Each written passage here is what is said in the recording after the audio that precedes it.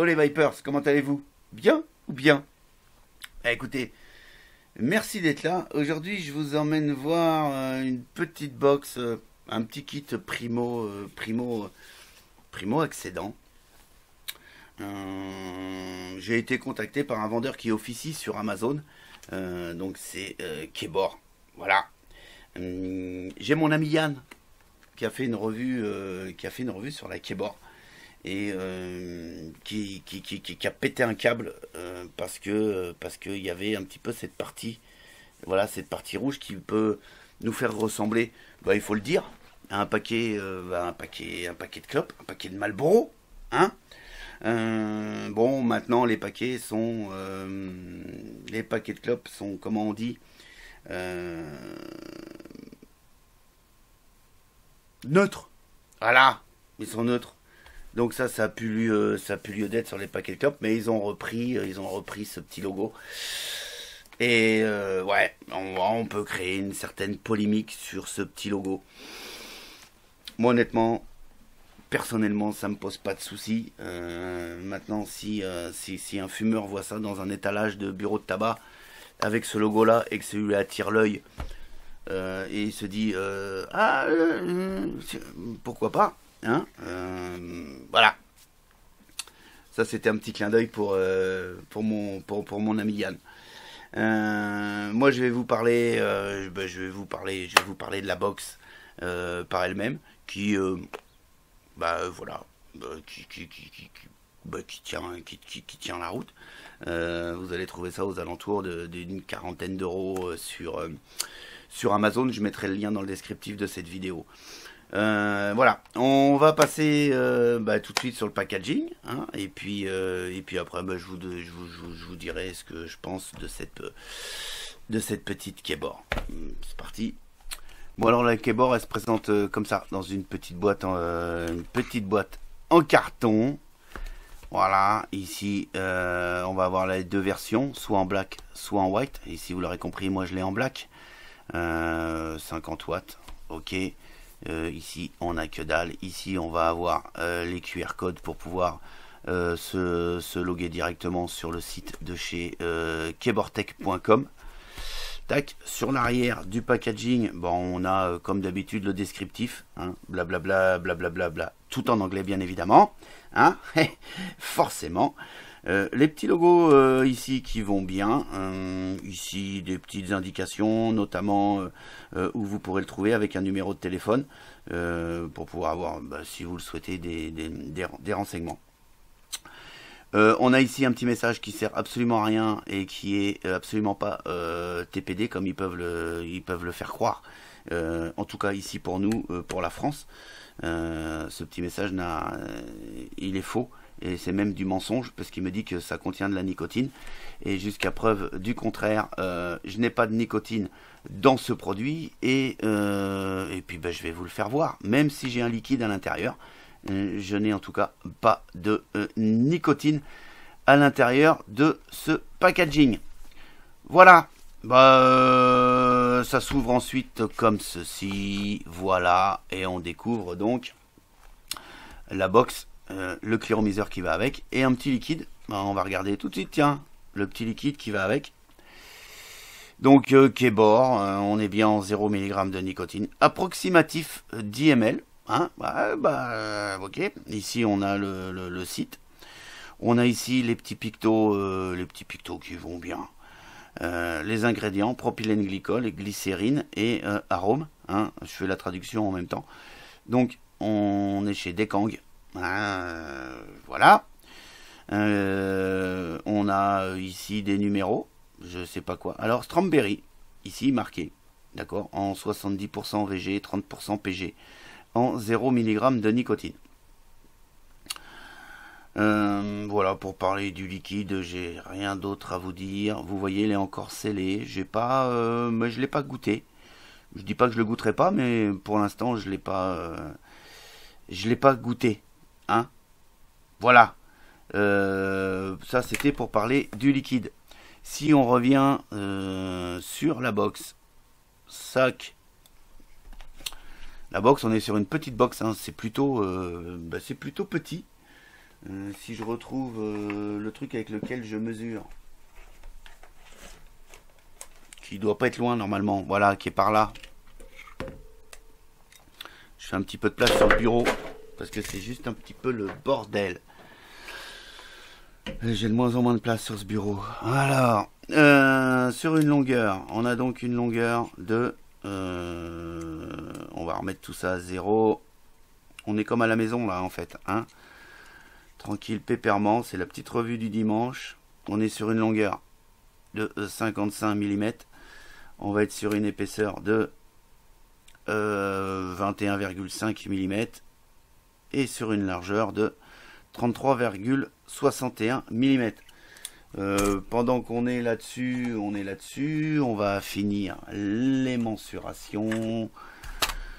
Tac, on met ça à 0. Allez, voilà, on la met dessus. Paf, 88 grammes. Je le répète, si je vais me coller un petit peu sur leur site pour voir un petit peu, pour vous donner un petit peu les specs. Donc ils nous donnent pas les specs les dimensions nous les donnent pas, donc moi je viens de vous les donner, donc c'est bon.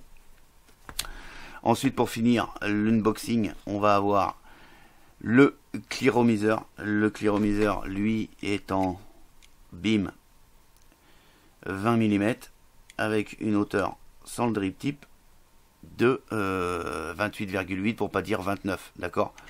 Et on a un petit drip tip avec qui est fourni, ce qui nous l'amène à 38 mm, bien entendu. On finit l'unboxing. On lève une petite mousse ici. Voilà, on lève un petit carton. On va retrouver le câble USB, micro USB pour le rechargement. On va avoir ce petit truc là. Alors ce petit truc là, bah, c'est tout simplement, vous le mettez comme ça sur le clearomiseur. Toc toc toc. Hein. Alors c'est en silicone. Voilà, ça rentre hein, avec du mal, mais ça rentre. C'est pour pouvoir venir protéger votre drip tip. Bon, écoutez, ça tient pas des masses en fait. Pour dire que ça ne tient pas du tout. Bah voilà. Ben, moi je l'avais pas essayé, donc je le découvre avec vous. Ça tient pas. Voilà. Donc, ah oui, c'est tout simplement parce qu'on a un drip tip ici qui est légèrement plus gros. Donc, si je monte le drip tip supplémentaire, donc on a un drip tip ici en plastique, d'accord, voilà, avec deux joints toriques ici.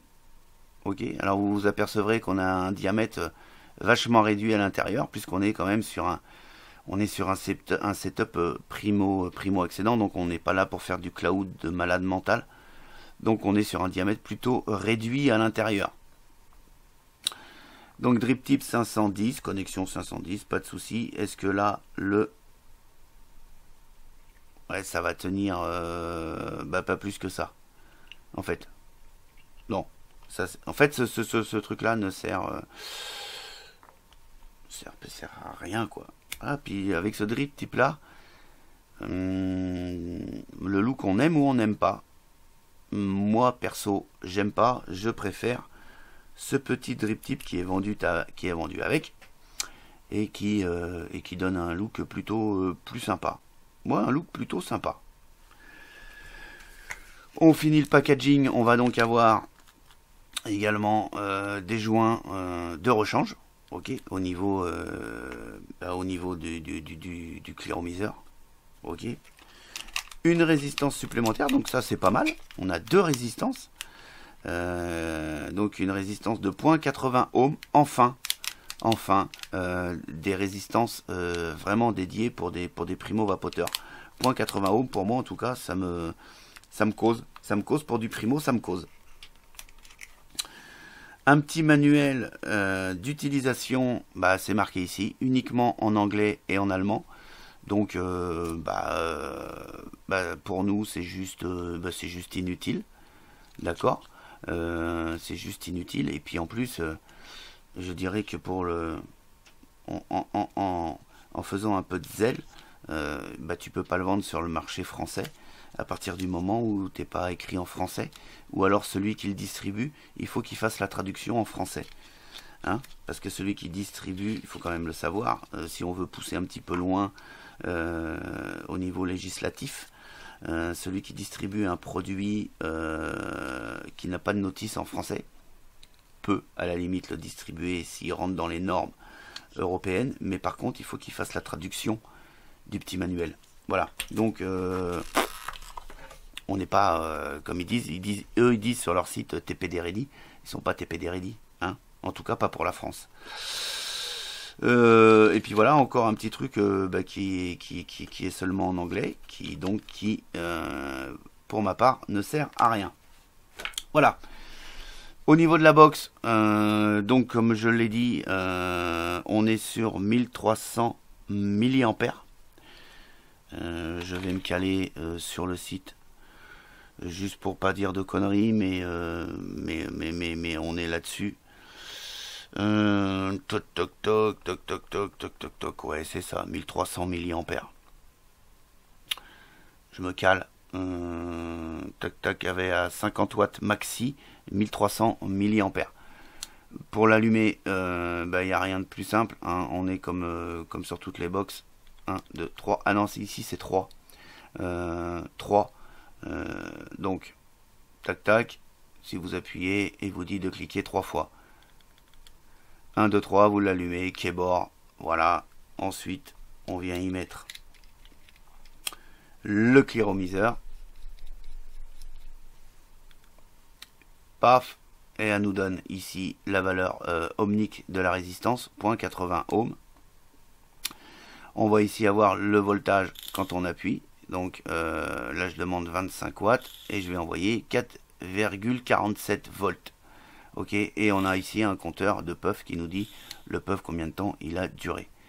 Ici on a également des diodes qui vont vous donner la charge de la batterie et c'est également répété ici. Ici vous voyez je suis presque à zéro pour l'avoir essayé sans l'avoir rechargé ici par la prise micro USB qui est sur le dessous. Ici on a marqué keyboard. Voilà, les petits pictos ici encore répété keyboard. Voilà, bon on est sur le setup et franchement bien, il va bien, je l'ai testé, ça va bien. Le cléromiseur, un bon rendu de saveur, c'est pas, on n'est pas sur quelque chose d'exceptionnel, mais on a un bon rendu de saveur. On a ici un réglage d'airflow, d'accord, de ce côté-ci et de ce côté-ci. Voilà. Alors, même réduit à fond, comme vous pouvez le voir, on n'a pas, on va pas avoir une vape de ouf. On va pas avoir une vape ultra serrée. On peut vaper en vape serrée quand vous fermez vraiment au minimum. Voilà. On a une sécurité enfant au niveau de l'ouverture. Vous voyez, si je tourne, ici je peux pas ouvrir. Il faut appuyer sur le top cap pour pouvoir l'ouvrir. Et quand vous ouvrez le top cap, vous avez directement la résistance. On a une résistance ici donc en Cantal, en 0.8 ohms, ok, avec une valeur entre 20 et 35 watts. Ça c'est la valeur à laquelle il vous préconise l'utilisation. Ici on a les fentes d'arrivée de Juice, donc les fentes sont assez importantes, donc vous allez pouvoir très facilement mettre jusqu'à 70% de VG. En tout cas moi c'est avec ce Juice là que je l'ai testé et ça passe, le 70% VG passe très bien. J'ai pas rencontré de problème avec la résistance. La résistance pour la changer, il n'y a rien de plus simple. Il suffit de la dévisser. Voilà. On la dévisse, on la remplace et puis c'est fini. C'est pas mal, hein, c'est bien fini. Voilà, on est sur du kit à 40 €, quoi. Hein, on n'est pas sur du high-end. Ouais. En tout cas, moi, ça me paraît correct. On a un tank ici en Pyrex. Voilà, rien de particulier sur la finition. Ici, on a un petit niveau max, c'est-à-dire que vous allez remplir votre liquide jusqu'à ce niveau-là. Donc, niveau max ici qui est inscrit, ou alors au ras de la lumière ici en haut.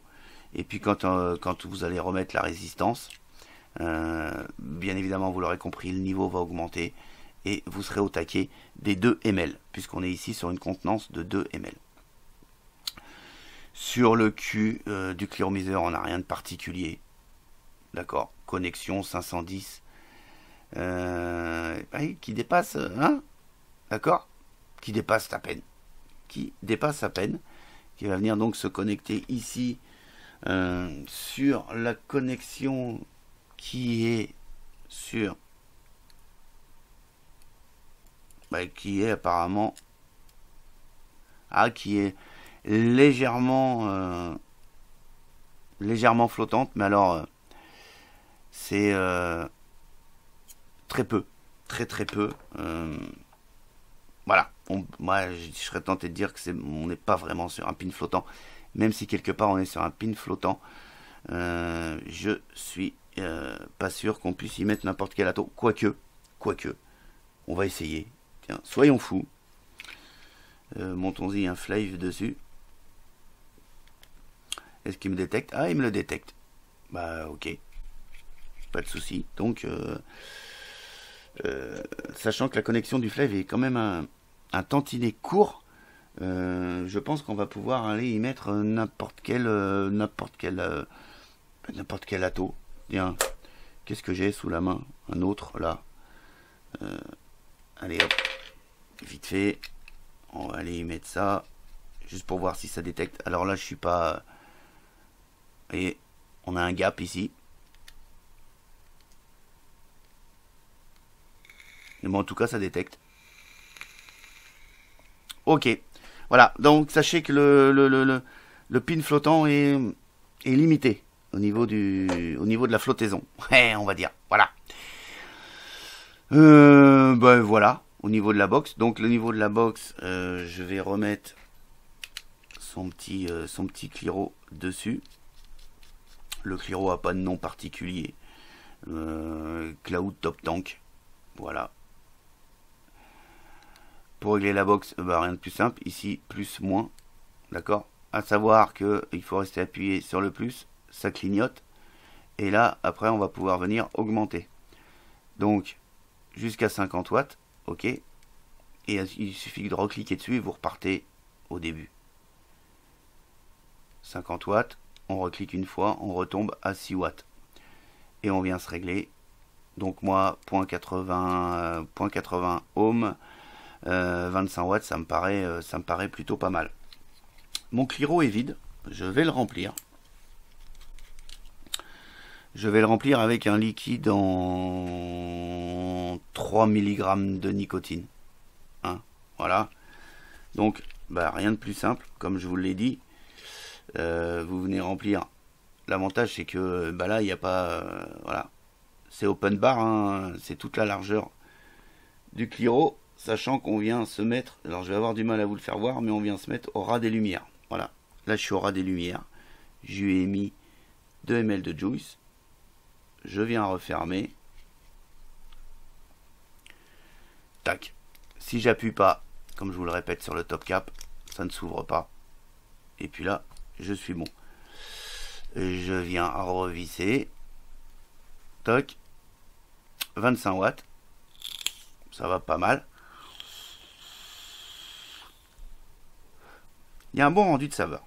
Il faut le dire. Il faut dire bon rendu de saveur. Moi j'aime bien la compacité.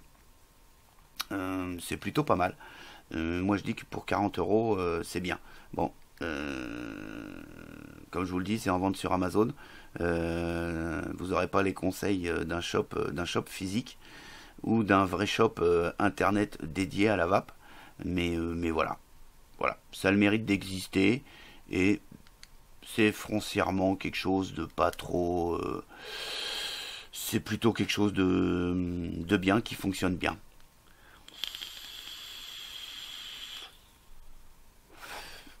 Allez, on se retrouve et puis je vous dis ce que j'en pense et on s'en va. Écoutez, cette keyboard marche plutôt bien. Il faut le dire. Ça marche bien. Et, il y a un rendu de saveur qui est tout à fait correct pour ce type de matériel. J'ai pas de souci là-dessus. On va pouvoir fermer, réduire au minimum l'airflow pour avoir une vape plutôt serrée, jusqu'à avoir de la vape indirecte, mais vraiment en fermant au minimum. Ce qui est, je ne pense pas, une priorité pour ce genre de matériel. Peut-être malheureusement, puisque c'est quand même adressé à des primo-vapoteurs. Il faut vraiment réduire l'airflow au minimum pour avoir une vape très serrée. On va quand même avoir une vape indirecte, en minimisant vraiment. Voilà, vous voyez, je suis vraiment au minimum de chez minimum. Et là, je vais avoir une vape indirecte. Maintenant, si j'ouvre à fond,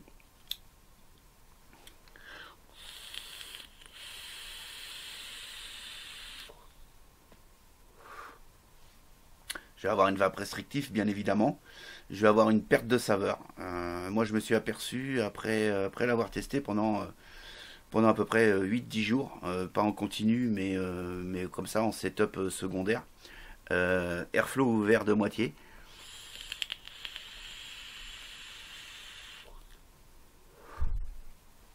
Ça marchait plutôt bien. Voilà. Rien de particulier à vous dire. Donc sachez que c'est en vente, enfin c'est en vente entre guillemets sur Amazon, puisque moi j'ai été contacté par le vendeur qui vend ces produits-là sur Amazon.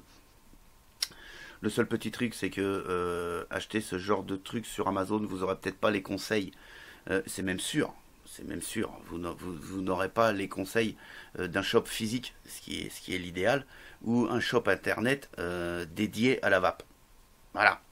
En tout état de cause, ça va plutôt bien. Pour 40 euros, honnêtement, ça va très bien.